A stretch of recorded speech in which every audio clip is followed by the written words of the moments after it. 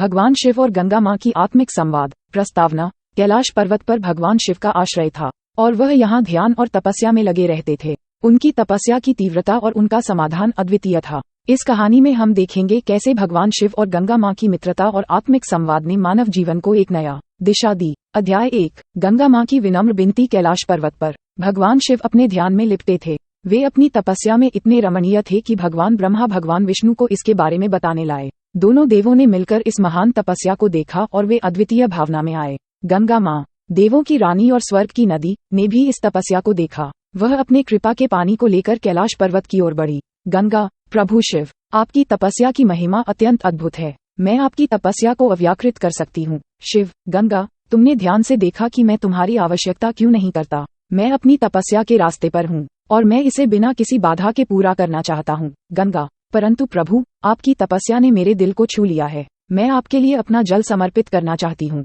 शिव, गंगा, तुम्हारा इस तपस्या के रास्ते में सहयोगी होना अद्वितीय होगा। तुम मेरे लिए कैसे सहयोगी हो सकती हो। गंगा, प्रभु, मैं आपके शिवलिंग के रूप में अपने जल को धारित कर सकती हूँ, जिससे आपकी तपस्या अधिक उत्तेजना मिलेगी। शिव, यह वाक्य सुनकर मेरे दिल को बहुत खुशी हुई। गंगा, तुम मेरे लिए कैसे एक सच्चे साथी बन चुकी हो। गंगा मां ने अपने जल को शिवलिंग के रूप में धारित किया और इससे भगवान शिव की तपस्या को अधिक शक्ति मिली। वे दिन रात अपनी तपस्या में लिपटे रहे और गंगा मां उनके साथ रहीं और अपने जल का नियमित रूप से शिवलिंग पर धारित करती रहीं। अध्याय 2। आत्मिक संवाद का आरंभ। गंगा मां की नियमित उपस्थिति ने भगवान शिव के लिए एक विशेष स्थान बना दिया। वे दोनों आपसी विश्वास और समर्पण के साथ एक दूसरे के साथ रहने लगे। एक दिन भगवान शिव गंगा मां से कहने लगे, गंगा, तुम मेरी तपस्या का हिस्सा बन गई हो और तुम्हारा साथ मेरे लिए अत्यंत महत्वपूर्ण है। तुमने मेरे जीवन को सुखमय और समृद्धि से भर दिया है। गंगा, प्रभु, यह मेरे लिए एक बहुत बड़ी आत्मिक उपहार है कि मैं आपके साथ रह सकती हूँ। आपकी तपस्या और आपके ध्यान ने मुझे भी अपने आप को समझने का मौका दिया है।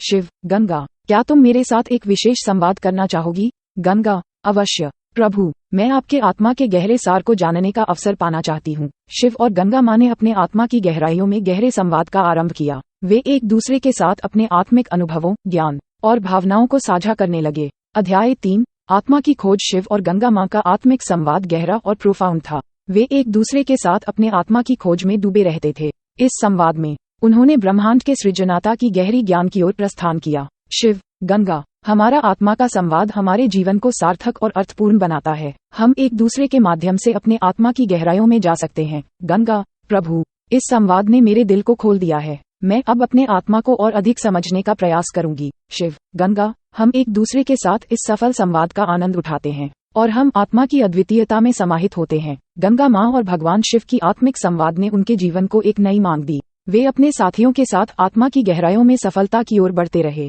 और उनकी मित्रता और संवाद सभी के लिए प्रेरणा स्रोत बने।